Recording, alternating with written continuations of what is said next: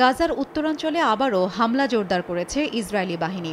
Jabalia শরণার্থী শিবির গুঁড়িয়ে দিচ্ছে সেনারা। গাজার অন্যতম ৮টি শরণার্থী শিবিরের সবচেয়ে বড় জাবালিয়া শরণার্থী শিবির। গাজায় হামলা শুরুর প্রথম দিকের মাসগুলোতেই জাবালিয়াকে হামাস যোদ্ধা মুক্ত করার ঘোষণা দিয়েছিল ইসরায়েল। তবে গত সপ্তাহে ইসরায়েলি সেনাবাহিনী জানায় গাজার যোদ্ধারা যাতে আবারও সংগঠিত হতে না পারে সেজন্য আবার জাবালিয়ায় অভিযান শুরু করছে তারা। ইসরায়েলি বাহিনী উত্তর গাজার আশপাশের এলাকাগুলো থেকে অবিলম্বে আরও বাসিন্দাদের সরে যাওয়ার নির্দেশ দিয়েছে।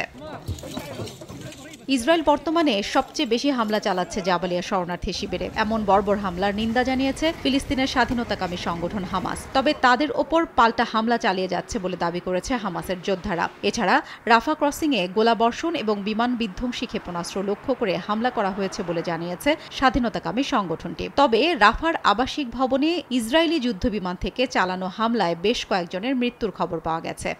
নগদে ৫০০ টাকা বা তার বেশি পেমেন্টে পেতে পারেন ঢাকায় জমিসহ ২০ কোটি টাকার পুরস্কার। উত্তর গাজার কামাল আদওয়ান হাসপাতালের কাছে বিমান হামলায় বেশ কয়েকজন ফিলিস্তিনি নিহত হয়েছেন, যাদের বেশিরভাগই নারী ও শিশু।